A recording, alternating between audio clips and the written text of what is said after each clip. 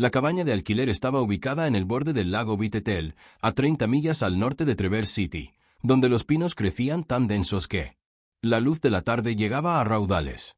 Era la primera semana de noviembre de 2007. Y la temperatura ya había descendido por debajo del punto de congelación. El hielo se extendía por la costa en finos dedos plateados. Dentro la cabaña, una tetera de hierro fundido estaba sobre la estufa de propano, todavía medio llena de agua, que hacía tiempo que se había enfriado. 2 tazas de café descansaban sobre la mesa de madera, junto a una baraja de cartas sin abrir. El fuego en la chimenea de piedra se había apagado. Hace días se convirtió en ceniza.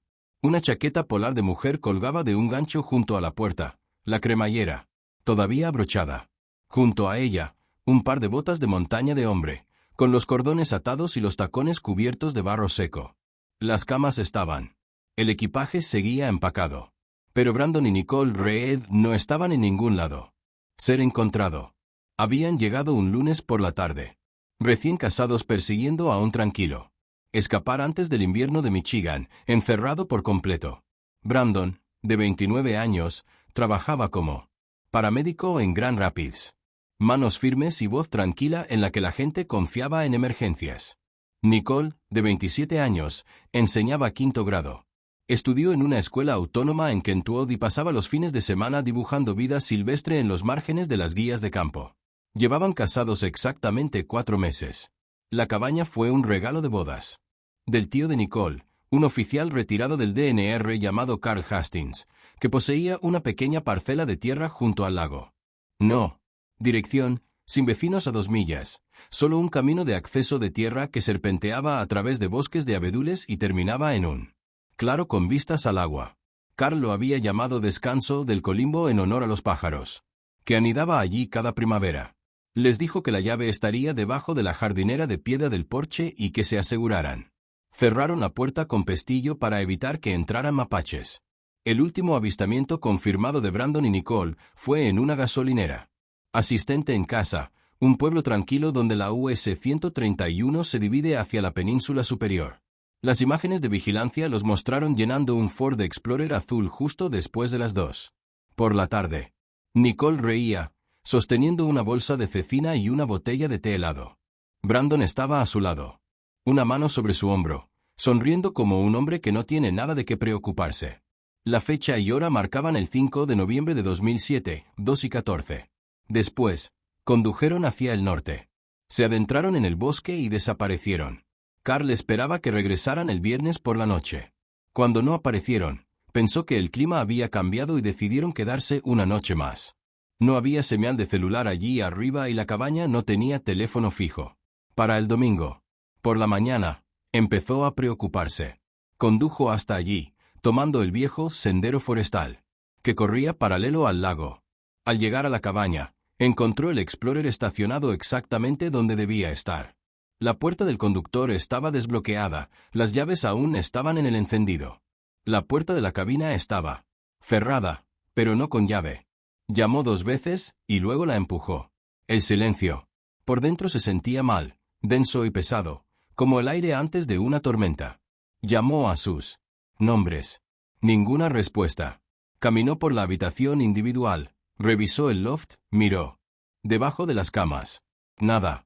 Sus teléfonos estaban en la mesita de noche, ambos apagados. Sus billeteras estaban en el bolso de lona. Bolsa. Un recibo de supermercado de Caceasa mostraba que habían comprado huevos, pan, sopa enlatada y leña para encender. No se había tocado nada. Carl salió y escudriñó la arboleda. El suelo estaba blando por las agujas de pino caídas. Aún no había nieve, pero la escarcha había endurecido el barro durante la noche. Buscó huellas que se alejaran de la cabaña. Había ninguno. Revisó el muelle, el sendero hacia la letrina, la fogata que a veces se usa en verano. Nada. Era como si hubieran entrado, puesto. Dejó sus cosas y desapareció en el aire. Condujo de regreso a la ciudad y llamó al condado de Grand Traverse. Oficina del sheriff. El lunes por la tarde, se movilizaron equipos de búsqueda. Voluntarios. Diputados, perros rastreadores de cadáveres, un helicóptero de la policía estatal. Peinaron cada pulgada de costa, cada sendero de ciervos, cada barranco en un radio de 5 millas.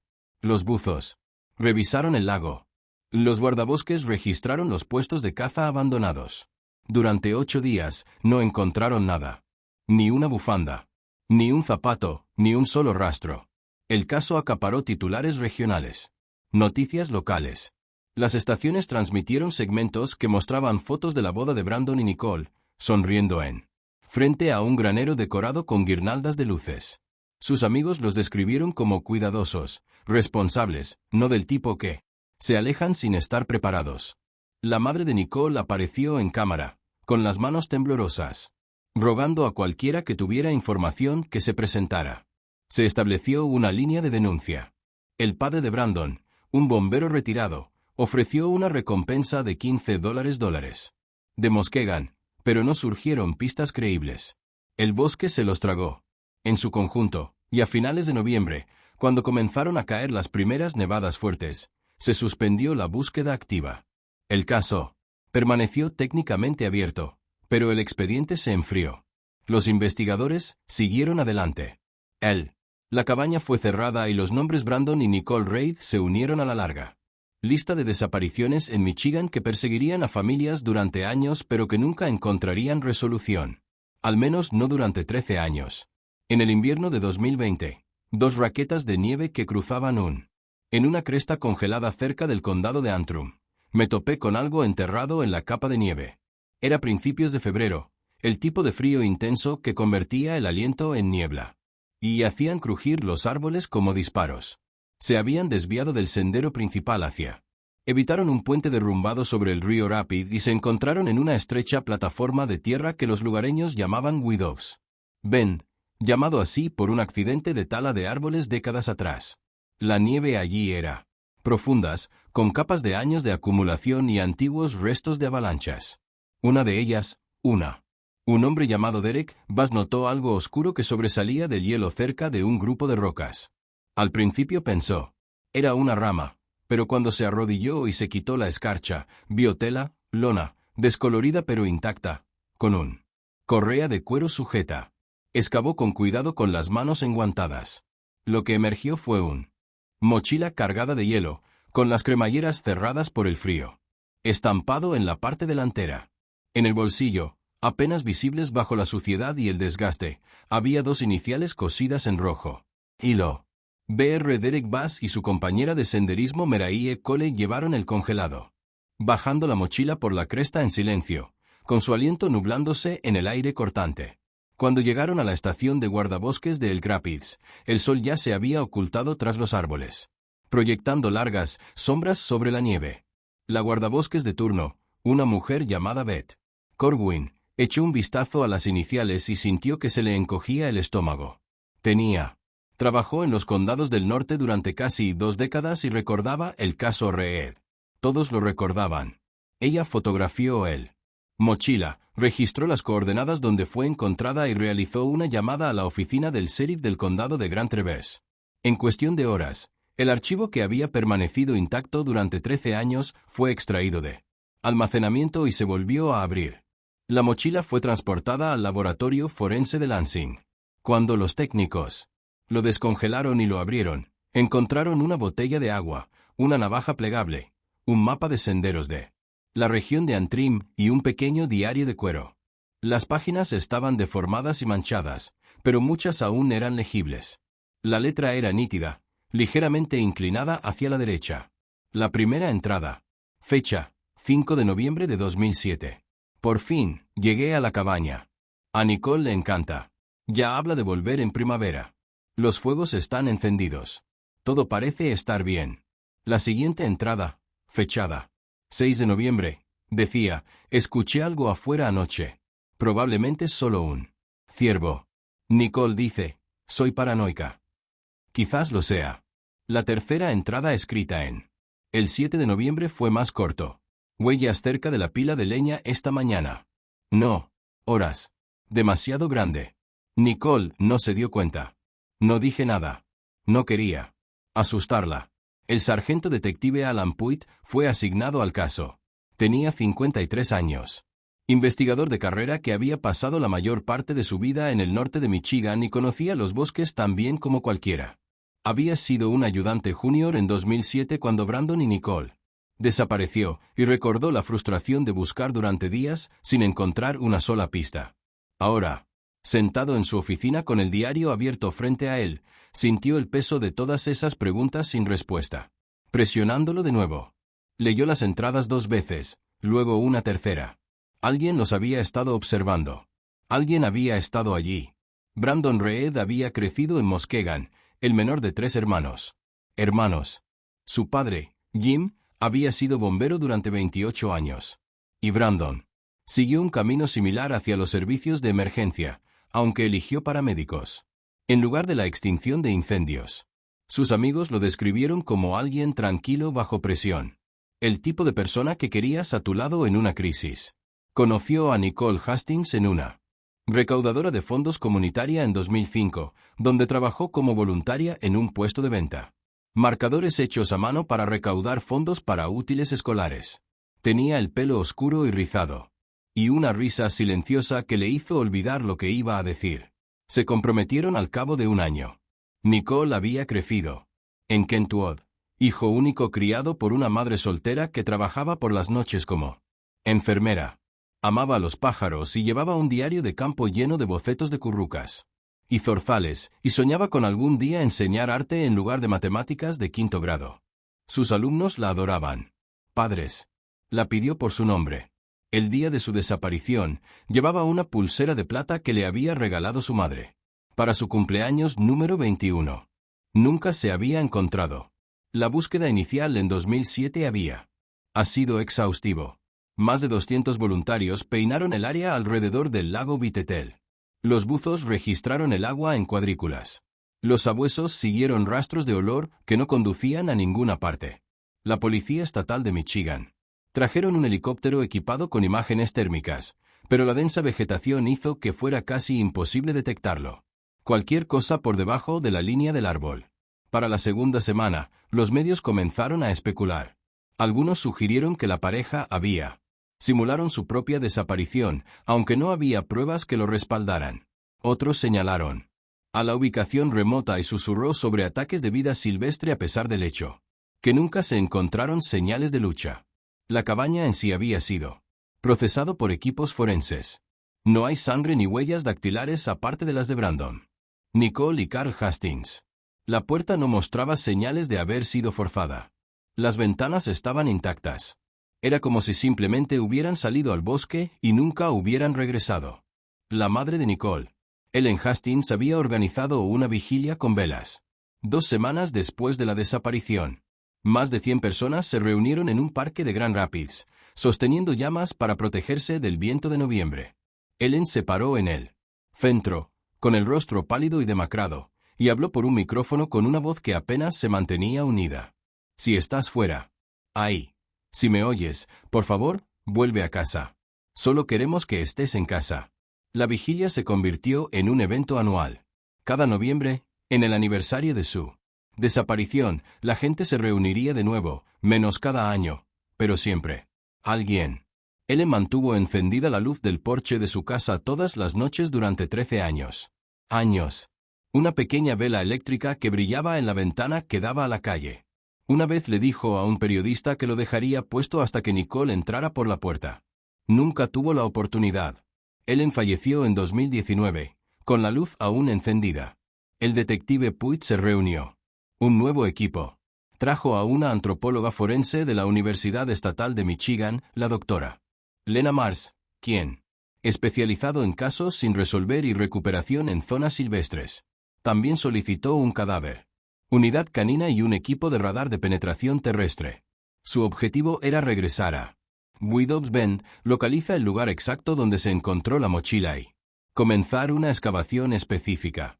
La cresta era remota, accesible solo con raquetas de nieve o moto de nieve, y enterrado bajo más de una década de nieve y hielo compactados. No sería fácil, pero por primera vez en 13 años, tenían una dirección.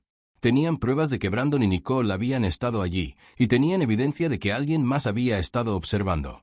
En una mañana gris de finales de febrero, El equipo de recuperación se reunió al pie de Widow's Bend. El aire era cortante y, aún así, el tipo de frío que hacía doler los pulmones. Puig se quedó al borde de la cresta helada, mirando hacia él. Interminable extensión de blanco. Pensó en Brandon escribiendo en ese diario, tratando de convencerse de que era nada. Pensó en Nicole, sin darse cuenta de que alguien los rondaba en la oscuridad. Y pensó en todo. Los años transcurridos, todas las preguntas sin respuesta. Se volvió hacia el Dr. Mars y dijo en voz baja: «Vamos a encontrarlos». El sitio de excavación estaba marcado con banderas naranjas y cinta de topógrafo, un patrón de cuadrícula dispuesto sobre la nieve. Cresta. La doctora Lina Mars se encontraba en el centro dirigiendo a su equipo con la precisión de alguien que había hecho esto. Trabajar demasiadas veces. Empezaron usando un radar de penetración terrestre, arrastrando él. Los sensores recorrieron lentamente la superficie congelada mientras observaban el monitor en busca de anomalías. La tecnología no era perfecta. En condiciones como estas, las capas de hielo y roca podrían generar lecturas falsas. Pero era su mejor oportunidad de reducir el área de búsqueda. Al mediodía, habían identificado 3 perturbaciones distintas debajo del manto de nieve, cada una de aproximadamente 6 a 8 pies de profundidad. Puig observó, desde el perímetro, con los brazos cruzados para protegerse del frío, su aliento formando pequeñas nubes en el aire. Había tenido recuperaciones anteriores, conocía su ritmo sombrío. Pero esta se sintió diferente. Este tenía nombres y rostros que aún recordaba de los carteles de personas desaparecidas. El equipo trabajaba por turnos usando piolets y cepillos de cerdas suaves para retirar con cuidado las capas de nieve compactada. Nieve. La temperatura rondaba los 15 grados y el viento cortaba su equipo como una cuchilla. Al tercer día, llegaron a la primera anomalía. Era un fragmento de tela, nylon azul oscuro, parcialmente congelada en el hielo. El Dr. Mars examinó. Lo observé con aumento y lo identifiqué como parte de una chaqueta impermeable liviana, del tipo que se vende en tiendas de artículos para actividades al aire libre en todo el Medio Oeste. A pocos metros de distancia, encontraron una bota de montaña, todavía atada y con la suela desgastada en el borde exterior. La talla coincidía con el último calzado conocido de Brandon Reed. Puig se quedó de pie junto a la bota, mirando fijamente. Lo miré por un buen rato. Todavía estaba erguido, todavía en la posición como si alguien lo hubiera llevado puesto. Pero no había cuerpo dentro, solo vacío y hielo. Al quinto día, se produjo el gran avance. Uno de los técnicos forenses, una joven llamada Cara Denison, llamaron desde el extremo sur de la cuadrícula. Ella descubrió algo sólido, pálido, parcialmente incrustado en tierra congelada. El doctor. Su pantano se movió rápidamente, arrodillándose junto a ella, apartando la escarcha con los dedos enguantados. Era hueso, humano, a juzgar por el tamaño y la densidad. Una sección del radio se fracturó limpiamente cerca de la muñeca. El patrón de rotura sugirió un trauma post-mortem, probablemente causado por el desplazamiento del hielo. Desprendimiento de rocas. A menos de 60 centímetros del hueso, encontraron un segundo objeto, una piedra plateada. Pulsera, deslustrada pero intacta, con un pequeño dije grabado en forma de gorrión. La madre de Nicole había descrito esa pulsera en su informe de persona desaparecida, hasta el pájaro, hasta la inscripción en la parte posterior. Vuela libre.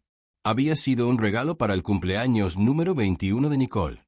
Ahora estaba enterrado en la nieve, a 13 años y 90 metros de donde fue vista con vida por última vez. Pero algo no funcionó. Sumar. Puig estudió la distribución del sitio, la forma en que se distribuían los objetos. Al otro lado de la cresta. La mochila se había encontrado cerca del borde occidental, la bota y la tela al este, el hueso y pulsera hacia el sur. El espaciado era demasiado amplio, demasiado inconsistente para una evento como una avalancha o una caída. El Dr. Mars confirmó su sospecha. Ella explicó que en una muerte típica en la naturaleza, ya sea por exposición, lesiones o actividad animal, los restos tienden a permanecer relativamente cerca unos de otros. El cuerpo puede verse perturbado por carroñeros o por el clima, pero los objetos personales suelen agruparse en un radio de 10 a 15 pies. Este sitio mostró un patrón de dispersión de casi 40 pies con objetos enterrados a Diferentes profundidades. Sugería una colocación intencional. Alguien los había movido. Alguien había arreglado la escena. El equipo forense amplió su perímetro de búsqueda. Durante la semana siguiente, recuperaron fragmentos adicionales. Sección de fémur, parte de un cráneo, varios dientes y más tela. Incluyendo lo que parecían ser los restos de la chaqueta polar de Nicole, la misma que Carl Hastings había visto colgada en la cabina. El análisis de ADN tomaría tiempo, pero la evaluación preliminar fue claro. Se trataba de restos humanos, probablemente pertenecientes a 2 individuos, y habían estado en este sitio durante más de una década. El estado del hueso sugería que habían estado expuestos a los elementos antes, siendo enterrado por la nieve, posiblemente durante el invierno de 2007 o principios de 2008.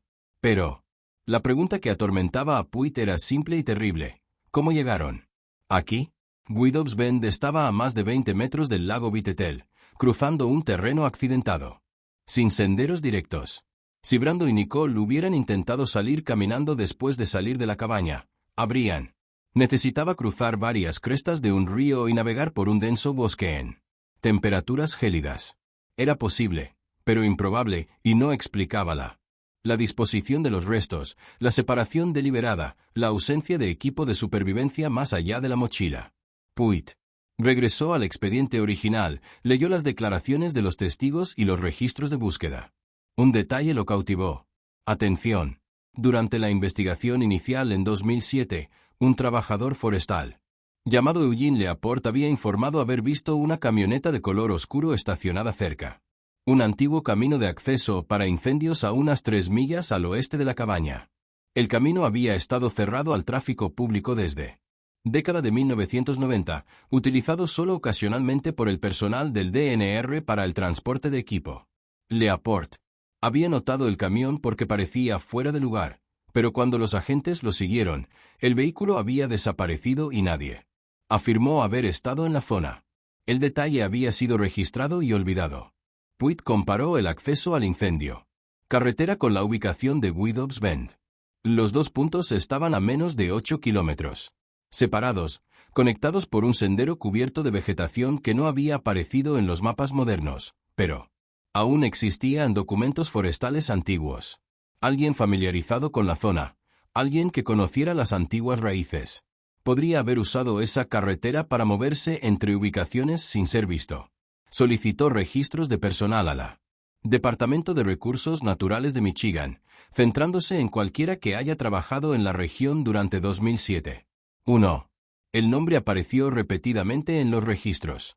Travis Ulcum, un trabajador de mantenimiento temporal empleado por el DNR de 2005 a 2009. Sus funciones incluían la limpieza de senderos, la reparación de puentes y el mantenimiento de caminos en invierno. Inspecciones de cierre. Había sido asignado a los distritos de Antrim y Grand Traverse, que incluían Lago Vitetel y la naturaleza circundante. Y según su horario de trabajo, él había estado activo en el área durante la primera semana de noviembre de 2007. Puig retiró el archivo de Ulcum.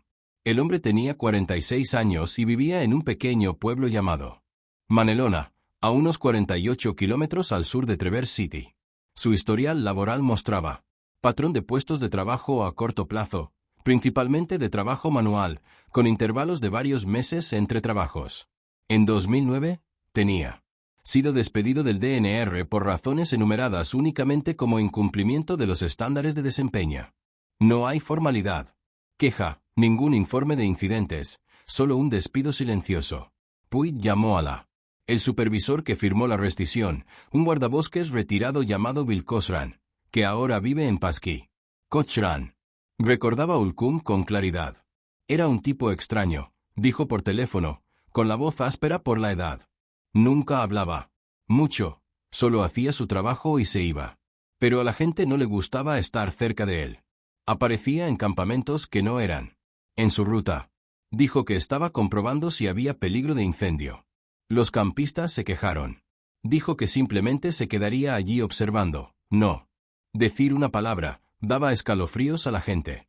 Puig preguntó si había habido alguna incidentes relacionados con la desaparición de Reed. Cochran hizo una pausa y luego dijo, hubo una cosa. Un par. Reportaron haber visto a alguien cerca de su tienda por la noche, justo afuera de la luz de su fogata. Dijeron que la persona no respondieron cuando los llamaron, simplemente retrocedieron hacia los árboles y desaparecieron. Eso fue a principios de noviembre de 2007. No puedo. Recuerdo exactamente dónde, pero estaba en algún lugar cerca de los lagos. Puig le dio las gracias y colgó. Se sentó en su oficina, mirando el mapa en su pared y los alfileres que marcaban Vitetel Lakey, Widows Bend, y ahora una tercera ubicación, Manelona, donde Travis Ulcum actualmente vivió. Tomó su teléfono y llamó al Dr. Mars. Creo que necesitamos. Míralo desde otro ángulo, dijo en voz baja. Esto no fue un accidente. Y creo que sé quién estaba allí. El detective Puig condujo hasta Manelona un jueves por la mañana, con el cielo gris y bajo, con la promesa de más nieve. Trajo consigo a 2 agentes y una orden de registro obtenida mediante emergencia. Petición basada en la proximidad de Ulcom a la escena del crimen original y su historial documentado de comportamiento inusual cerca de los campistas. La dirección que figura en los registros del DNR los condujo a un estrecho camino de grava que terminaba en un único y ancho remolque situado entre los pinos. La propiedad estaba repleta de equipos viejos, tanques de propano oxidados, pilas de leña cubiertas con lonas azules y un camioneta verde descolorida con placas de Michigan del 2006. Puig notó el color. El verde oscuro podía confundirse fácilmente con negro bajo ciertas condiciones de luz. Salió del coche patrulla y se acercó a la parte delantera. Puerta. Travis Ulcum abrió al segundo golpe. Era alto, quizá de 1,88 metros, con el pelo ralo y un rostro que parecía tallado en algo más duro que la carne. Sus ojos eran de un azul pálido, casi incoloros, y no parpadearon tanto como deberían. Puig se presentó, mostró la orden judicial y observó. Para una reacción. Ulcum no se inmutó. Simplemente se hizo a un lado y dijo, «Ve. Adelante». Su voz era plana, sin inflexiones, como si alguien estuviera leyendo palabras de una página. El interior del remolque estaba limpio, pero austero. Una pequeña cocina, un sofá, con una manta de lana doblada cuidadosamente en un brazo, una mesa con una sola silla, sin televisión, ninguna fotografía, ningún objeto personal que sugiriera una vida más allá de lo básico.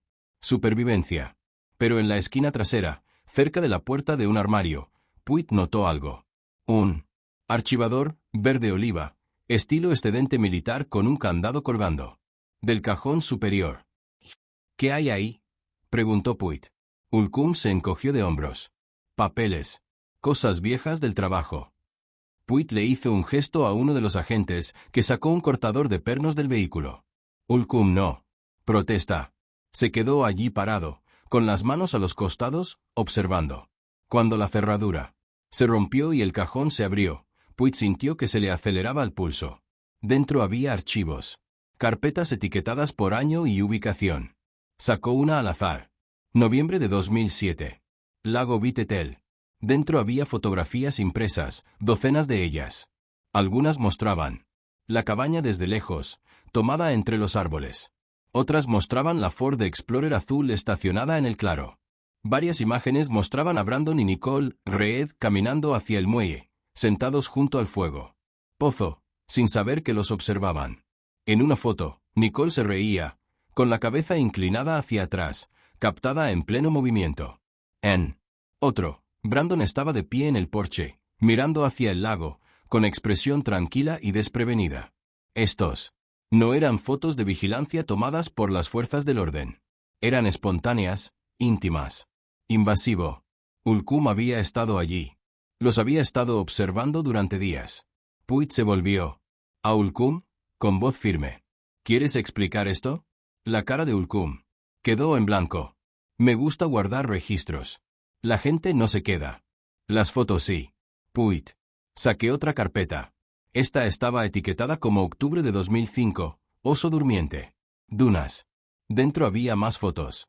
Una pareja diferente, más joven, de pie cerca. Una tienda de campaña al atardecer. La mujer tenía el pelo rubio recogido en una cola de caballo. El hombre llevaba una sudadera de la Universidad de Michigan. Puig no los reconoció, pero tomó nota para mostrarles sus fotos. a través de las bases de datos de personas desaparecidas. Una tercera carpeta con fecha de agosto de 2009 mostraba una familia, 2 adultos y un niño pequeño, acampaban cerca de lo que parecía el lago superior. Abrió 4 carpetas más. Cada una contenía fotografías de personas en lugares remotos. Todas fueron tomadas a distancia, siempre sin sus conocimiento. Siempre en pareja o en grupos pequeños, nunca viajando solos. Cerró el cajón y miró a Ulkum. ¿Dónde están? Ulkum ladeó la cabeza ligeramente como un perro que solo oye un sonido. Podía percibir. ¿Dónde está quién? ¿Tú? Lo arrestaron en el acto por posesión de evidencia relacionada con una investigación de un delito grave. Ulkum no resistirse. No pidió un abogado. Simplemente se dejó esposar y condujo al coche patrulla. Mientras se alejaban, Puig miró hacia atrás al remolque y vio algo que no había notado antes. Un pequeño cobertizo detrás de la propiedad, parcialmente oculto por la maleza con un candado nuevo en la puerta. Pidió por radio una segunda orden judicial y un equipo forense. Al final de la tarde, ya tenían cobertizo abierto. Dentro, encontraron lo que solo podría describirse como un santuario. Las paredes estaban cubiertos de mapas, cartas topográficas del norte de Michigan marcadas con círculos rojos y notas escritas a mano. Cada círculo correspondía a un área forestal estatal o nacional. Lugares conocidos por acampar y hacer senderismo. Algunos círculos tenían fechas escritas al lado. Otros tenían nombres. Puig reconoció 2 de inmediato. Vite Lake, noviembre de 2007, y Widow's Bend, diciembre de 2007. Hubo otros. Oso Durmiente, octubre de 2005. Bosque de Manasti, julio de 2008. Puerco Espín. Montañas, septiembre de 2010. 15 ubicaciones en total, que abarcan más de una década. En un rincón, en un banco de trabajo, había una vieja computadora de escritorio, desconectada, pero intacta. El equipo forense la transportó al laboratorio de Lansing. Cuando los técnicos lo encendieron y descifraron la contraseña, encontraron una estructura de carpetas organizada por año y ubicación, similar a la del archivador. Pero estos archivos contenían más que fotografías. Había documentos escaneados, artículos de prensa sobre excursionistas desaparecidos, impresiones de boletines de personas desaparecidas, lo más inquietante, archivos de vídeo. El vídeo estaba fechado el 6 de noviembre de 2007. Mostraba la cabaña en Vite Lake, filmado de noche con un teleobjetivo. El metraje era granulado, tomado desde a cierta distancia, pero con la suficiente claridad para ver movimiento en el interior a través de las ventanas. Brandon y Nicole sentados a la mesa, hablando, sin darse cuenta. La cámara no se movió. Quienquiera que estuviera filmando la había preparado y simplemente grabado. El vídeo duró 18 minutos y luego se cortó. El segundo vídeo, del 8 de noviembre de 2007, fue más corto. Mostraba lo mismo. Cabaña, pero esta vez las luces estaban apagadas. La cámara se acercó lentamente hacia la puerta principal, luego panorámica a la izquierda, hacia el árbol. La grabación terminó abruptamente. La doctora Mars y su equipo continuaron analizando los restos recuperados de Widow's Bend. Extracción de ADN del hueso. Los dientes confirmaron las identidades.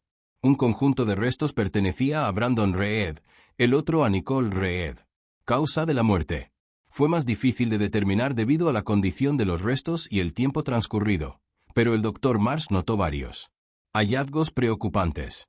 Ambos cráneos mostraron evidencia de traumatismo contundente, fracturas compatibles con golpes. Por detrás, las fracturas se produjeron per mortem, es decir, cerca del momento de la muerte. No había heridas defensivas en los fragmentos esqueléticos restantes, lo que sugiere que las víctimas habían sido tomadas por sorpresa. El equipo forense también analizó muestras de suelo del lugar del entierro.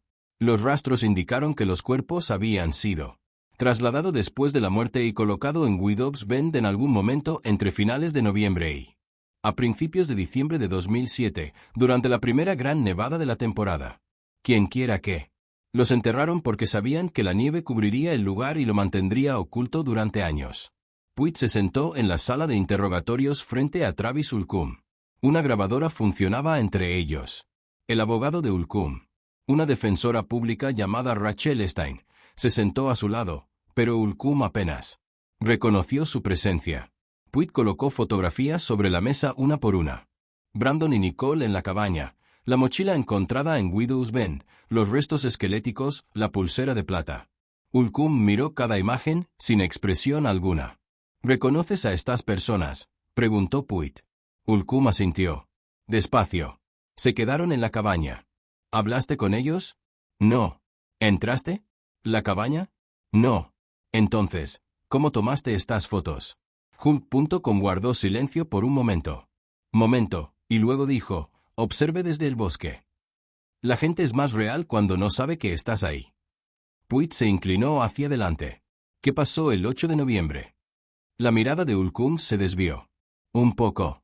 La primera señal de algo parecido a una emoción. Se iban, empacando. No quería que se fueran. ¿Y qué hiciste? Me aseguré de que se quedaran. La habitación quedó en silencio. Rachel. Esta impuso una mano en el brazo de Ulcum, pero él la ignoró. Miró directamente a Pruitt y continuó. Esperé hasta que oscureció. Estaban junto al fuego. Me acerqué por detrás y usé una palanca. No me vieron. Fue rápido. Su voz era tranquila. Casi clínico. Los metí en la camioneta, los llevé hasta la cima, los enterré. Antes de que nevara, todavía están allí, juntos, como querían. Sintió que sus manos se cerraban bajo la mesa, pero mantuvo la voz serena. ¿Por qué ellos? ¿Por qué Brandon y Nicole? Ulcum se encogió de hombros. Parecían felices. La gente que está tan feliz no se da cuenta. Lo que les rodea. No ven lo que los observa. Quería ser parte de algo tan completo. Así que hice. Yo mismo formo parte de ello. Pruitt preguntó por las otras carpetas, las otras fotografías. Ulcum admitió haber acosado al menos a una docena de parejas durante 15 años, observando. Desde lejos, documentando sus rutinas. Pero afirmó que Brandon y Nicole eran los únicos a los que había matado. Pruitt no le creyó.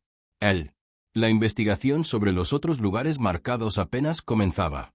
Las imágenes del interrogatorio se reprodujeron durante un tiempo. Gran jurado en Traverse City 3 semanas después. Travis Ulcum permaneció inmóvil en uniforme de prisión naranja. Su confesión, pronunciada en ese mismo tono monótono y plano. Si estuviera describiendo una tarea rutinaria en lugar de un doble homicidio. El jurado observó en silencio mientras contaba cómo Brandon y Nicole esperaban en la sala. La oscuridad, atacándolos sin previo aviso. Cuando el fiscal le preguntó si sentía remordimiento, Ulcum hizo una larga pausa. Tiempo antes de responder. Conservé algo, dijo. La mayoría de la gente simplemente desaparecieron. Me aseguré de que lo recordaran. El jurado deliberó menos de 4 horas. Culpable de 2 cargos. De asesinato en primer grado. Pero para el detective Pruitt y el grupo de trabajo en expansión, la convicción fue solo el comienzo. Los mapas en el cobertizo de Ulcum contaban una historia mucho más amplia. Historia, y necesitaban saber cuántos capítulos contenía. El Michigan.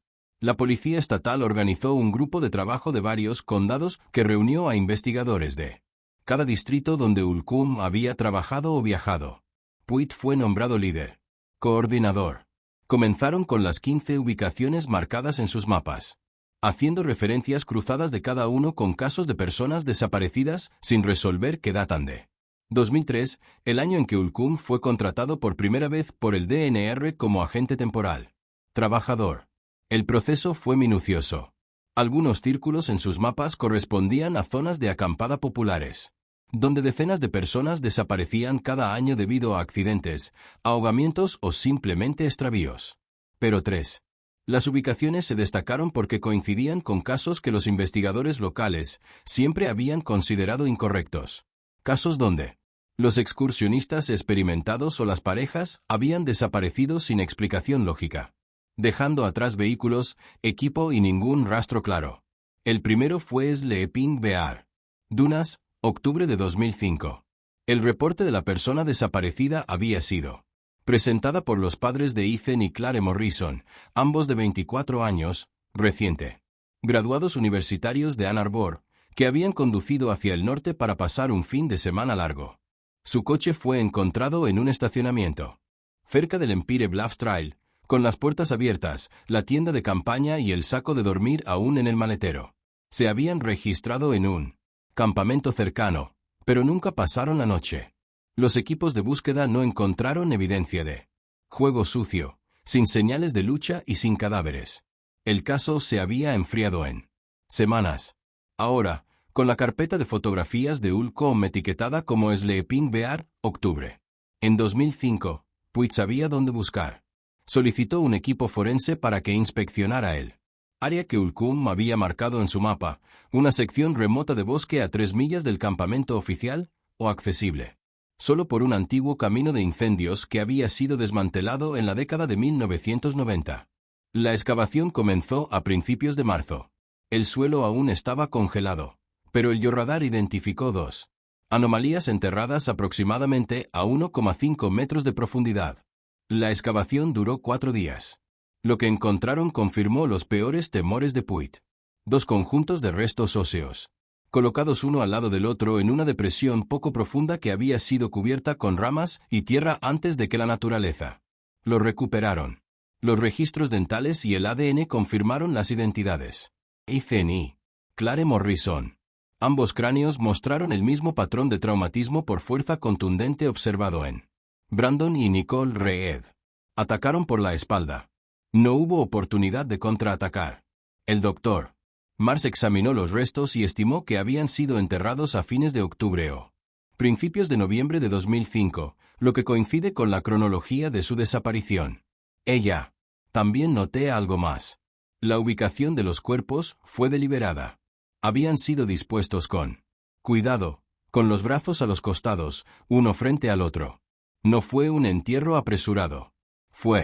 Ulcom se tomó su tiempo. La segunda ubicación fue Manatee National Forest, julio de 2008. El caso involucraba a una pareja llamada Derek y Samantha Vale, ambos de unos 30 años, de Lansing. Habían estado celebrando su 5º aniversario de bodas con un viaje de campamento. Y había sido visto por última vez en una tienda general en Billston comprando hielo y carbón. Su camión fue encontrado abandonado en Forest Road 4786, un estrecho camino de tierra, usado principalmente por cazadores. Las puertas estaban cerradas, faltaban llaves, no había señales de lucha. Las autoridades locales habían teorizado que podrían haberse perdido en una caminata y sucumbido a la deshidratación o lesión, pero las búsquedas exhaustivas no arrojaron nada. El caso permaneció abierto, pero inactivo. El mapa de Ulcom tenía un círculo rojo alrededor de una sección de bosque a 8 millas. Al noroeste de donde se encontró el camión, cerca de un antiguo campamento maderero que había sido abandonado en la década de 1970. Puig envió un equipo allí a mediados de marzo. El sitio estaba cubierto de maleza y árboles jóvenes que apenas se reconocían como un antiguo campo de trabajo. Solo quedaban los cimientos de una barraca, cubiertos de musgo, y décadas de hojarasca. El equipo forense utilizó perros rastreadores de cadáveres y en cuestión de horas ambos animales alertaron sobre lo mismo. Zona. Un punto bajo cerca de un muro de piedra derrumbado. La excavación descubrió restos que coincidían con las descripciones físicas de Derek y Samantha Vale. La causa de la muerte fue nuevamente un traumatismo contundente en el cráneo, pero esta vez los investigadores encontraron algo más enterrado con él. Cuerpos. Una cámara desechable sellada en una bolsa de plástico. La película dentro estaba degradado, pero los especialistas en imágenes forenses de Lansing pudieron recuperar 3 fotografías parciales. Las 3 mostraban a la pareja en su campamento sonriendo, sin saber que estaban siendo fotografiado. La marca de tiempo en la cámara era el 12 de julio de 2008, el día antes de que se reportara su desaparición. Ulcom había estado allí. Los había documentado y luego los había matado. Ellos. Puig regresó a la prisión donde Ulcom estaba detenido, esperando sentencia. Esta vez, el abogado de Ulcom intentó evitar la entrevista, alegando preocupaciones sobre la situación de su cliente. Estado mental, pero Ulcom la despidió con un gesto. Parecía casi ansioso por hablar ahora, como si la confesión hubiera despertado algo en su interior. Puig colocó fotografías de Ethan Morrison, Clare Morrison, Derek Vale y Samantha Vale en la mesa. Entre ellos. Me dijiste que Brandon y Nicole eran los únicos, dijo Puig. En silencio. Ulcum miró las fotos durante un buen rato. Luego dijo, no. Mentira. Fueron los únicos que maté en el lago Vitetel. Sus labios se crisparon. Algo que podría haber sido una sonrisa. Los otros eran lugares diferentes, momentos diferentes, pero la misma sensación. Esa completitud. Quería estar cerca de ella. Durante las siguientes 2 horas, Ulcum describió cada asesinato en detalle. Explicó cómo identificaba a las parejas que parecían aisladas, felices, distraídas. El uno al lado del otro. Los seguía, a veces durante días, aprendiendo sus rutinas, sus patrones. Esperaba, hasta que estaban lejos de recibir ayuda, y luego se acercaban cuando eran más vulnerables, generalmente de noche o durante un momento en que bajaron la guardia. Utilizó instrumentos contundentes, palancas de neumáticos o largos de tubería porque eran silenciosos y efectivos. Los enterró en lugares que había explorado de antemano, lugares que sabía que permanecerían intactos durante años, y los fotografió. De antemano porque, como él dijo, necesitaba recordar cómo se veían cuando aún estaban enteros. Oh, Puit. Preguntó por qué se centraba en las parejas. La expresión de Ulcum no cambió. Porque tenían algo que yo nunca tuve y al quitármelo me convertí en parte de ello, aunque ellos no lo supieran. El FBI se convirtió en involucrados después de que se recuperó el tercer conjunto de restos. Un análisis de comportamiento. La unidad de Quantico envió a una perfiladora llamada Dra. Rebecca Soulis para entrevistar a Ulcum y revisar los archivos del caso. Ella pasó 3 días en la prisión haciendo preguntas sobre su infancia, sus relaciones y su historial laboral. Lo que surgió fue un retrato de profundo aislamiento y desapego emocional. Ulcum había crecido en la zona rural de Kalasa, criado por un padre que trabajaba en viajes de larga distancia. Conducía camiones y rara vez estaba en casa y era una madre que sufría de depresión no tratada y pasaba la mayor parte de su tiempo en. No tuvo hermanos, ni amigos cercanos, ni relaciones románticas en ningún momento de su vida. Maestros. Lo describió como tranquilo, sin nada destacable. Un estudiante que completaba sus tareas pero nunca se comprometió. Después de la secundaria, pasó por una serie de trabajos manuales. Trabajos, sin permanecer nunca en ningún lugar más de 1 o 2 años. El puesto en el DNR había sido su empleo más largo, e incluso ese terminó tras las quejas de los campistas que lo encontraban inquietante. Dr. Solus concluyó que Ulcum exhibía rasgos consistentes con un trastorno de apego severo y una personalidad antisocial. Trastorno. Era incapaz de formar conexiones emocionales genuinas, pero ansiaba la proximidad a la intimidad, incluso sí. Solo como observador. Los asesinatos, explicó, fueron intentos de poseer algo que él fundamentalmente no podía. Entiendo. Al matar parejas en momentos de felicidad, creía que era preservando esa felicidad, haciéndola permanente e insertándose en ella. Su historia era una lógica profundamente distorsionada, pero era el único marco a través de la cual comprendió la conexión humana. Ella dijo que él no los ve como personas. Los ve como escenas de una película que está dirigiendo y él es el único público. El grupo de trabajo continuó trabajando con los mapas de Ulcum. No todas las ubicaciones marcadas arrojaron restos. Algunos círculos correspondían a casos en que las personas desaparecidas fueron posteriormente encontradas con vida, simplemente porque se habían perdido y habían sido rescatadas. Otros eran sitios donde Ulcum admitió que había visto parejas, pero finalmente decidió no actuar, ya sea porque la ubicación estaba demasiado expuesta o porque algo interrumpió su vigilancia. Pero a finales de abril, se habían recuperado 3 conjuntos más de restos de diferentes lugares del norte. Michigan. 2 parejas y una pareja de excursionistas que habían sido amigos, no parejas románticas, aunque Ulcum había malinterpretado su relación. Todos habían sido asesinados de la misma manera. Todos habían sido enterrados en zonas remotas. Todos habían sido fotografiados antes de morir. El total. El recuento ahora asciende a 12 víctimas en 7 incidentes que abarcan 14 años. Y. Los investigadores creían que podría haber más. La cobertura mediática fue implacable. Todos los principales medios de comunicación de Michigan publicaron historias sobre el observador forestal, un apodo que un reportero de Detroit le dio a Ulcum. Familiares de las víctimas aparecieron en cámara, algunos enojados, otros devastados, todos exigiendo respuestas. Ellen, la hermana de Hastings, Patricia, habló en una conferencia de prensa en Grand Rapids. Ella se paró en un podio con fotografías de Nicole y Brandon detrás de ella, con lágrimas corriendo por su rostro. Mi hermana murió. Sin saber qué le pasó a su hija, dijo. Pasó 13 años esperando, rezando, manteniendo esa luz encendida. Y ahora lo sabemos. Por fin lo sabemos. Su voz se quebró. Pero no los trae atrás. No deshace la espera. Todo lo que tenemos es la verdad, y es una terrible verdad. Se celebraron vigilias en varias ciudades. En Traverse City, se reunieron más de 500 personas. En un parque frente al lago sosteniendo velas contra el viento primaveral. Cada víctima. Se leyó el nombre en voz alta, seguido de un momento de silencio. Los desconocidos se abrazaron. Los padres que habían pasado años buscando respuestas se mantuvieron unidos por un dolor compartido. Se construyó un jardín conmemorativo. Se propuso un lugar donde las familias pudieran venir a recordar a quienes habían fallecido. El gobernador emitió un comunicado, elogiando a los investigadores y prometiendo reformas para mejorar la coordinación entre agencias al manejar casos de personas desaparecidas en áreas remotas. Pero para él, familias, ninguna declaración ni memorial pudo llenar la ausencia dejada. Puig asistió a varias vigilias, observando desde atrás. Pensó en todos los años que estas familias habían esperado. Los cumpleaños y días festivos marcados por sillas vacías, las preguntas que no tenían respuesta hasta ahora.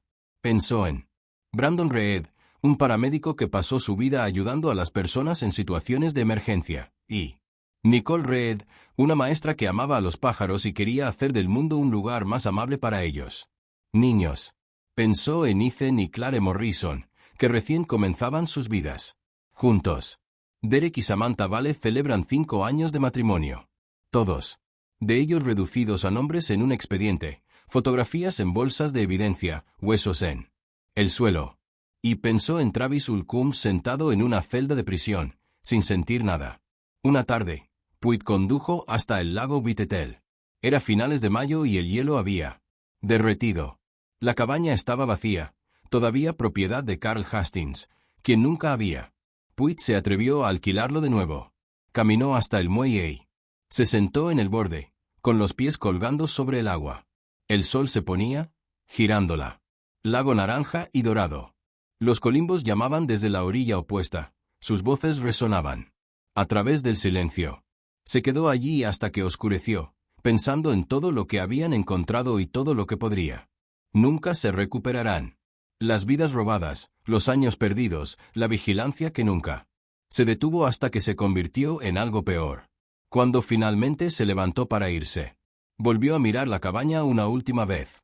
Parecía tranquila en el crepúsculo, pero él sabía lo que había sucedido allí, y nunca volvería a verlo de la misma manera. La audiencia de sentencia tuvo lugar en una mañana húmeda de finales de junio en un tribunal de Traverse City repleto hasta el límite de su capacidad. Las familias. Las víctimas ocupaban las primeras filas, algunas con fotografías, otras con pañuelos o rosarios. El detective Puig se sentó cerca de la mesa de la fiscalía, con las manos cruzadas sobre el regazo, observando cómo Travis Ulcum era conducido a través de un pasillo lateral. Puerta.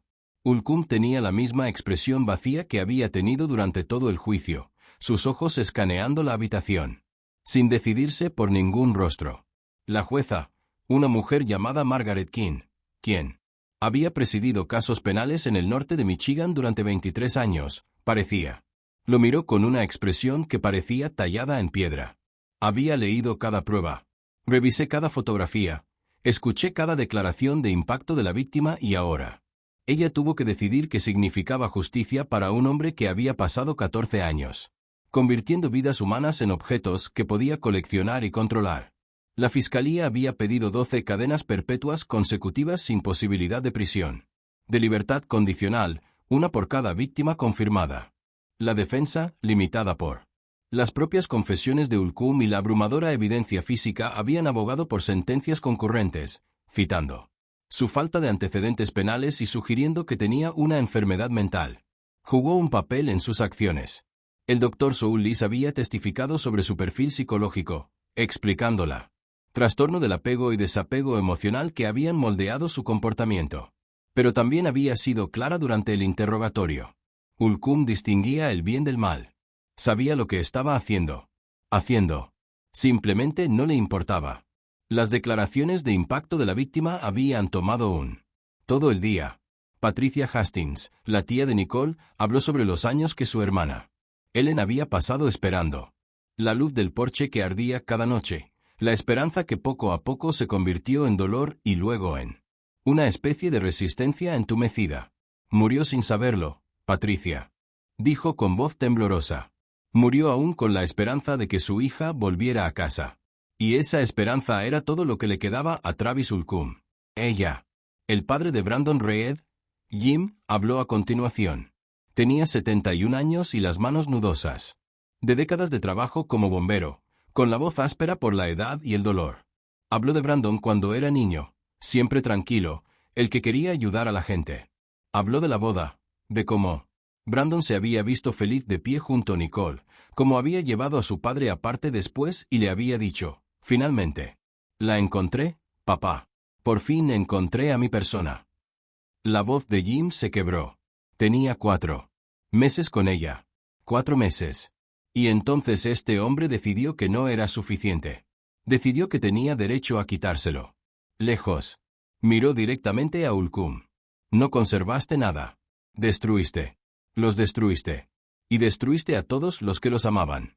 De uno en uno, la familia habló. Padres, hermanos, amigos. Algunas voces eran firmes por la ira, otros temblaban de dolor. Algunos apenas pudieron terminar sus declaraciones antes de derrumbarse. Completamente. Durante todo el proceso, Ulkum permaneció inmóvil, sin que su rostro revelara nada. Cuando llegó su turno de hablar, su abogado le aconsejó que guardara silencio, pero se puso de pie de todos modos. Miró a el juez dijo, no lo siento. Les di permanencia. La mayoría de la gente se desvanece. Se aseguró de que no lo hicieran. La sala del tribunal estalló. La jueza pidió orden. Gabriel golpeó el banco como un disparo. Cuando la sala finalmente quedó en silencio, se inclinó hacia adelante y le habló directamente a Ulkum. No les diste permanencia, dijo. Les quitaste sus vidas. Les arrebataste su futuro. Les quitaste cada momento que debieron tener y lo reemplazaste con silencio y oscuridad. No eres un conservacionista. Eres un depredador y pasarás el resto de tu vida en un lugar donde nadie te dejará. Te miro, nadie te recordará y a nadie le importará. Ella lo sentenció a 12 cadenas perpetuas consecutivas sin libertad condicional, el máximo permitido por la ley de Michigan. Las familias lloraron. Algunos abrazados. Otros permanecieron sentados en un silencio atónito, como si hubieran estado conteniendo la respiración. Durante años y solo ahora se permitían exhalar. Hulk fue sacado. Salió de la sala sin decir palabra, con expresión inalterada. Puig lo vio irse y no sintió nada. Parecida a la satisfacción. Se había hecho justicia técnicamente legalmente, pero no deshizo lo que había. Ya se hizo. No trajo a nadie de vuelta. Solo cerró una puerta que nunca debería. Se abrieron en primer lugar. En las semanas siguientes, la atención se centró. Pasó de la investigación a algo más humano, el recuerdo. Las familias de Brandon y Nicole Reed organizaron un servicio conmemorativo en una pequeña capilla en Grand Rapids, el mismo lugar donde la pareja se había casado 4 años antes. Asistieron más de 300 personas. Los amigos de la escuela de Nicole trajeron dibujos y cartas de sus antiguos alumnos, niños que ahora eran adolescentes, pero aún recordaban al maestro que había hecho que el aprendizaje se sintiera como una aventura. Los colegas de Brandon el servicio paramédico llegó uniformado, de pie en formación silenciosa en la parte de atrás de la capilla. Patricia Hastings habló de nuevo, esta vez no sobre el dolor, sino sobre quién había sido Nicole antes de desaparecer. Le encantaban las mañanas, dijo Patricia. Se despertaba temprano justo. Observar las aves. Mantenía cuadernos llenos de bocetos, pequeños detalles que notaba y que la mayoría de la gente pasaba por alto. Gorrión con una pluma torcida, un petirrojo cantando bajo la lluvia. Ella vio belleza en cosas pequeñas. Y eso es lo que quiero que recordemos. No cómo murió, sino cómo ella vivió. El servicio terminó con la lectura de Wild Geese de Mary Oliver, una de las obras de Nicole. Poemas favoritos y la liberación de 2 palomas fuera de la capilla. Volaron en círculos. Una vez, sus alas captaron la luz del sol y luego volaron hacia el oeste, hacia el horizonte. La gente permaneció en silencio, observando hasta que los pájaros fueron solo motas contra el cielo. Después, las familias se reunieron en un pequeño parque cerca del lago Reed. Un monumento conmemorativo. Allí se había instalado un banco tallado en roble blanco con una placa de bronce que decía, en memoria de Brandon y Nicole. Reed. Su amor fue breve, pero real, y no lo olvidaremos. Los amigos ataron cintas a los árboles cercanos. Azul para Brandon, plateada para Nicole. Los niños dejaron dibujos y flores. Desconocidos que habían seguido el caso en línea enviaron tarjetas y cartas, algunas con donaciones para establecer un fondo de becas en su nombre. El fondo apoyaría a estudiantes que estudian para médicos, campos de la medicina o la educación que les habían importado. Fue un pequeño gesto, contra una enorme pérdida. Pero era algo, una forma de preservar sus nombres. Vivo en un mundo que avanzaba quisiera o no. Se celebraron homenajes similares para las demás víctimas. Ethan y Clare Morrison fueron recordados en un servicio en Ann Arbor, donde sus amigos de la universidad se reunieron para plantar un arce rojo en un patio del campus que les encantaba. Derek y la familia de Samantha Vale organizaron una caminata conmemorativa a través del Bosque Nacional Manistee, recorriendo los senderos. La pareja había caminado junta, terminando en un claro donde había un marcador de piedra con sus nombres y las fechas. Habían vivido. Cada familia encontró su propia manera de honrar lo que se había perdido, de recuperar la narrativa del hombre que intentó robarla. Las víctimas ya no se definían por cómo murieron. Fueron definidos por cómo habían vivido, por las personas que los amaron, por los espacios que habían ocupado en el mundo. El detective Puig asistió a todos los actos conmemorativos que pudo. Sintió que era importantes, no solo profesionalmente, sino personalmente. Para él, estos ya no eran números de casos. Eran personas cuyas la ausencia había dejado cicatrices en familias y comunidades que nunca sanarían completamente. En el memorial de Derek y Samantha Vale, conoció a su hijo, un joven llamado Aaron, que tenía 7 años. Cuando sus padres desaparecieron. Aaron tenía 22 años ahora, alto y tranquilo con el pelo de su padre. Ojos. Estrechó la mano de Puig y dijo, «Gracias por no rendirte. Toda mi vida no supe qué pasó. Tuve que estas versiones imaginarias en mi cabeza. Algunas decían que aún estaban vivos en algún lugar. Otras decían que fue un accidente. Ninguna de ellas era cierta. Pero al menos ahora lo sé y puedo dejar de preguntármelo». Puig asintió, sin saber qué decir. Aaron continuó, «Solía estar enojado porque tardaba tanto, pero ya no. Tú los encontraste. Los trajiste a casa.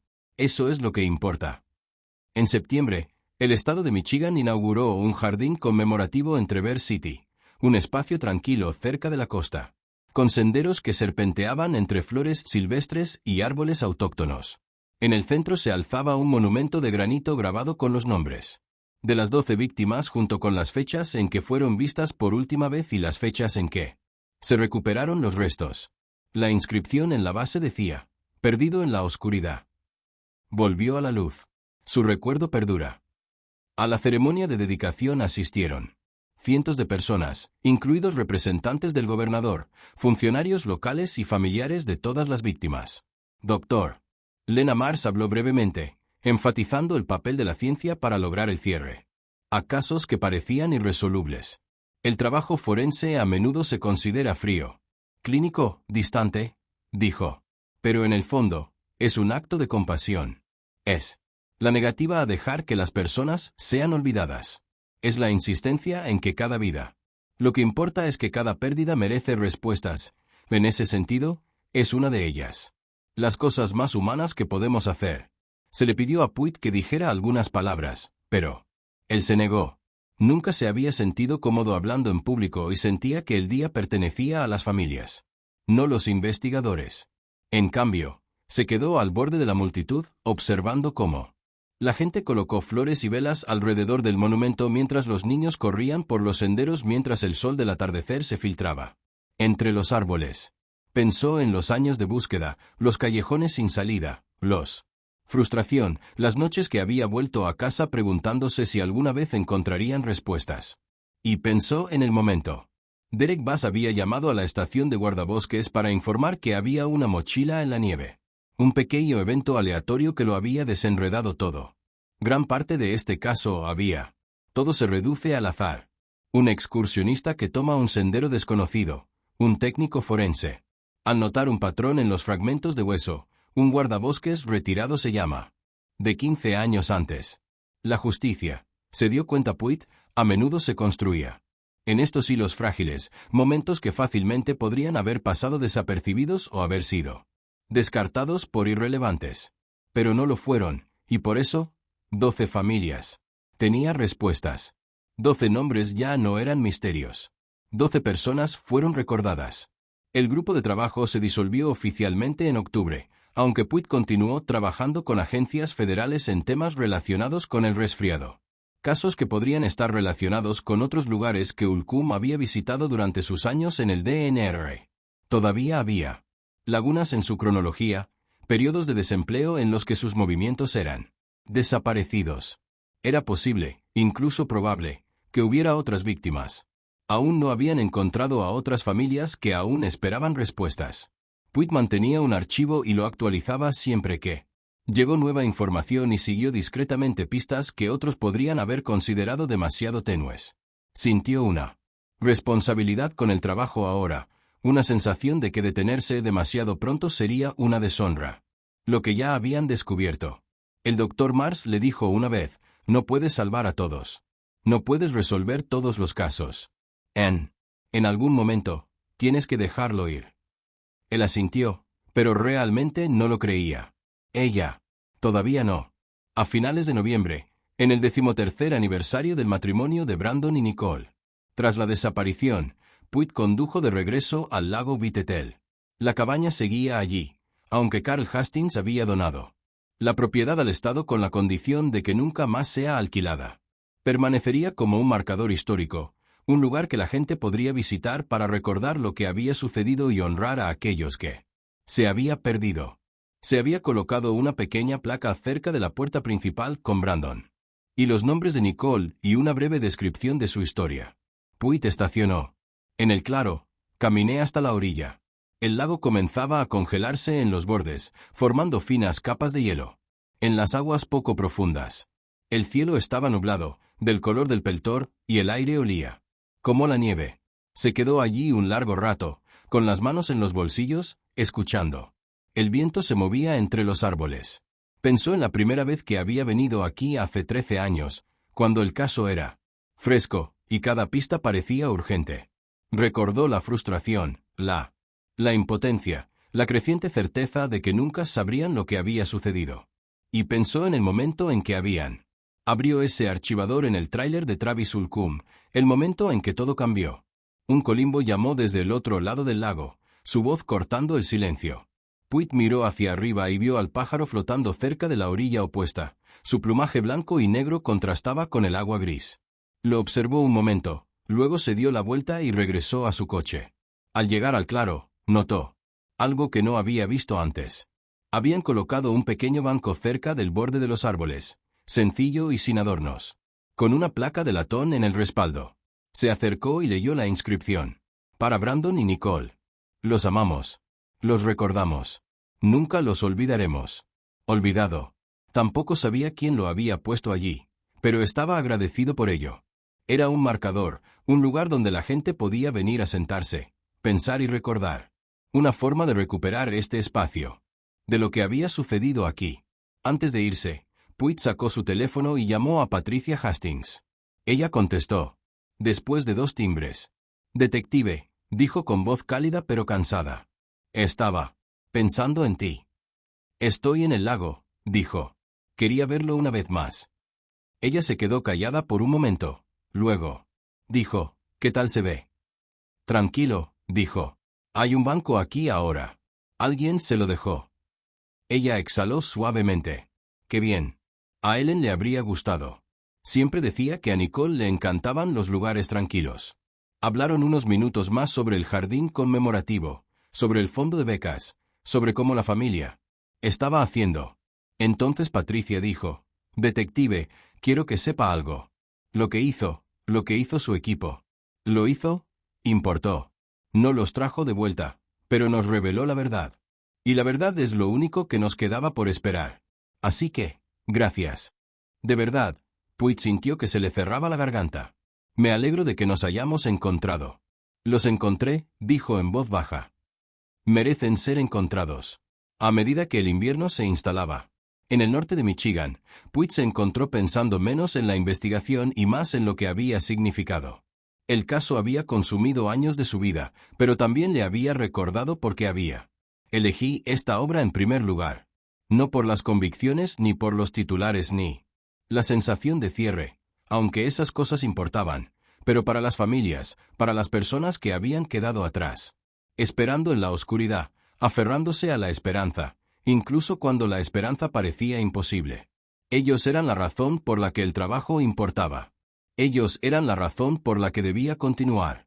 A principios de diciembre, Puig recibió una carta de Aaron Valley, hijo de Derek y Samantha. Estaba escrita a mano, cuidadosa y deliberada. El tipo de carta que alguien escribe cuando necesita decir algo importante. Aaron agradeció a él por la investigación, por tratar a sus padres con dignidad, por asegurarse de que fueran recordados como personas y no solo víctimas. Escribió sobre la visita a la piedra conmemorativa y al monasterio, sobre finalmente poder decir adiós, sobre el extraño alivio de saber la verdad, incluso cuando la verdad era dolorosa. La carta terminaba con una sola línea.